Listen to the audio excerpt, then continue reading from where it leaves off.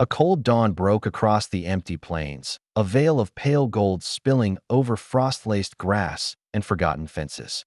Dust floated like spirits between the hills, rising and falling in the wind's quiet breath. A lone rider approached from the east, coat flapping like a tired flag, his silhouette framed against the slow-burning horizon. The horse beneath him, a dark bay named Ash, exhaled plumes of white that drifted upward and vanished. Ahead waited a weathered house that leaned to one side, its timbers grayed and bones showing. A crow perched on the chimney and cried once, a sound too human in its sadness. Some lands remember. They breathe through the wood and whisper through the grass, waiting for a soul broken enough to listen. Eli Mercer had been that soul for a long while. Though he wouldn't have said so, Dry Willow Bend was near empty by the time he rode in. The town's auction bell clanged in the chill morning air, echoing across storefronts where only a few old men leaned to watch. The Maddox homestead was the final property on the list, and nobody bid, not at first. Folks said the place was cursed, that no man stayed there longer than a week without going half mad. Some whispered that the Maddox woman still wandered the fields after dusk, calling for her daughter lost in the fire. Marshall Dwyer stood by the railing, boots dusty, hand resting easy on his belt. He gave Eli a look that held both pity and warning. $300, Eli said quietly, voice low enough to draw murmurs. Someone spat into the dust. Mercer's lost his senses, another man muttered. The marshal shook his head. You sure about this, Eli? That place, it's just land, Eli said. Not a ghost. When the gavel hit wood, the sound cracked through the square like a shot. Eli tipped his hat, paid his due, and mounted his horse. Behind him, the whispers followed, a mix of judgment and pity that clung to him like dust. By noon, he reached the property. The homestead stood at the edge of a shallow rise, overlooking a stretch of brittle wheat and dry riverbed. The fences sagged like old men. The barn leaned forward as if whispering to the earth. He dismounted, ran a calloused hand over the porch railing, feeling the roughness of rot and time. The air smelled of dust and something faintly sweet, the ghost of lilacs long gone. Ash refused to enter the barn. He tossed his head and stamped his hoof, eyes fixed on the shadows beyond the half-opened doors. Eli chuckled softly, though it didn't reach his eyes. Guess you're smarter than me, he murmured. Inside the house, light seeped through cracks in the walls. He set a small cot near the cold hearth and lit his lantern. The glow breathed life into the room, illuminating dust motes that danced lazily like memory caught midair. He noticed old scorch marks on the floorboards, black streaks spidering toward the walls. That night, he lay awake listening to the wind hum through the rafters. Somewhere in that hum, he swore he heard a door tapping gently, a rhythmic sound like knuckles on wood. Then a faint tune drifted through the cracks, soft and sweet, as if someone were humming to a child. He didn't move. He simply listened, eyes open to the dark, because sometimes silence was worse than sound. Morning brought gray light and the rustle of grass. Eli stepped outside to find a wagon approaching from the south. A woman sat at the reins, plain dress, hair tied with a strip of leather, her face unreadable. "You're Mercer?" she asked when she drew close. He nodded. "I'm June Hollis. Marshall sent me. Said you might need supplies." He thanked her without looking up.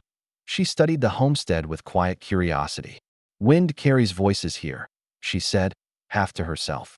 Eli gave a faint smile. Maybe they just never left. Her eyes flicked to the horse, who was staring at the old well beyond the fence. "Animals see clearer than we do," she murmured. Their conversation was little more than fragments, yet something in her voice lingered after she left.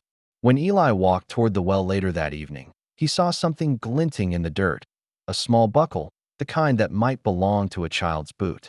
He turned it over in his palm, thumb tracing the curve of the metal. Then he slipped it into his pocket and said nothing. Days passed with a rhythm both lonely and familiar.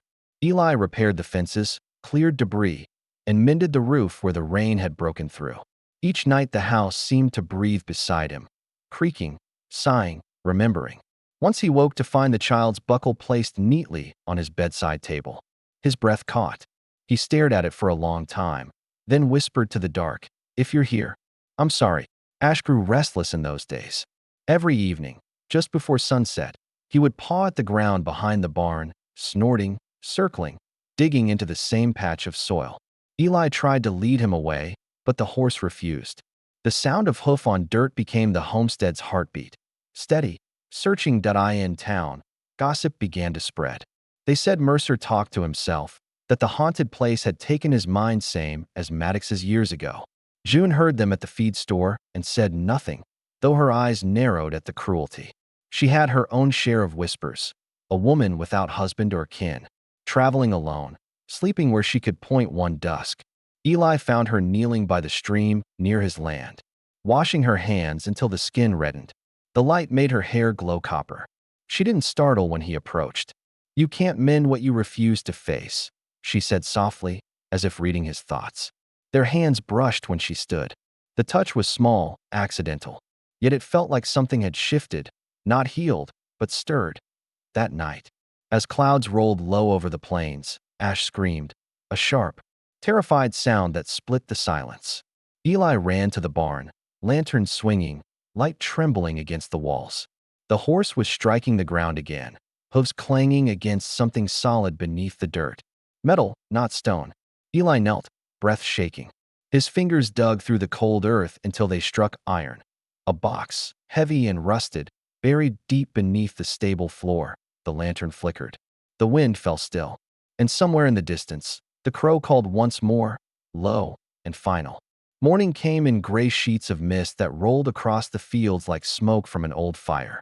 The air was still, unnaturally so, and Eli stood by the barn with dirt under his nails and dread in his chest.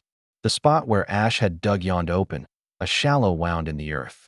Inside, the iron box waited, its hinges orange with rust, its lid sealed as if the land itself had swallowed a secret it didn't want to give back. June arrived without being called. Her wagon creaked softly, wheels whispering through the wet grass. She stepped down and said nothing for a long while, only watched the box like it might breathe. "I felt something last night," she said finally. "Couldn't sleep. Figured you shouldn't face it alone." Eli nodded, though his voice had gone somewhere far away. "You think the stories were true?" "Doesn't matter what I think," she said. "What matters is what you're carrying." They crouched beside the iron chest. Eli's hands trembled as he pried at the lock with a rusted chisel. The metal gave with a tired sigh, and the lid groaned open an inch before stopping, as if resisting. The smell that rose wasn't rot, but old smoke, sweet and bitter, like wood that once burned for warmth. June turned her face aside. "Maybe we shouldn't open it," she whispered. "The dead put things away for a reason." Eli's eyes stayed fixed on the box. "The dead already opened it in me." Together, they lifted the lid. Inside was not gold or bone, but something far quieter, a child's locket, a charred journal, and a glass jar sealed with wax. The jar's contents shimmered faintly, ashes, maybe, or dust mixed with soil. A note was wrapped around it, edges curled and ink faded but still legible. Eli unfolded it carefully. "Forgive me, Elsie. I couldn't save her.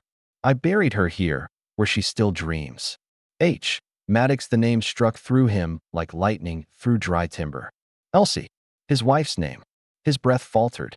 He read the words again and again, but they refused to change.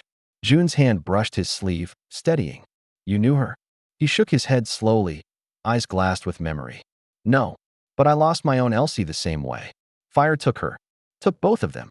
For a moment, the wind picked up, carrying a low hum through the fence rails, a sound like someone singing far away. Eli closed his eyes. In the darkness behind his lids, he saw the barn years ago, flames leaping like beasts, smoke clawing the sky, his horse dragging him out while his wife's voice vanished inside the roar. He had never forgiven himself for surviving. When he opened his eyes again, June was still there, her palm warm against his shoulder. "You can't bury what's asking to be seen," she said softly. "I don't know how," he whispered. "Then let's learn together." They decided to lay the box to rest properly. The day darkened fast, a storm rolling over the horizon, thunder low and constant like the rumble of hooves underground. They dug beneath the willow tree near the stream, where the soil was softer and smelled of life. Rain began to fall in slow, fat drops that soaked their shoulders. June murmured a prayer, not a church one, but a field one, made of breath and sky. Eli whispered beside her. Maybe it wasn't haunted. Maybe it was just lonely. When the box sank into the earth, the storm seemed to hesitate, holding its breath. Then the wind shifted warm. The air cleared. The rain slowed to a hush. The lantern flame beside them steadied, glowing calm and golden. Ash bowed his head toward the grave, ears twitching once, then stilled. The land seemed to exhale. They stayed there long after, watching the clouds drift apart, the last of the thunder rolling toward the far hills. Eli felt something in his chest loosen, something that had been wound tight for years.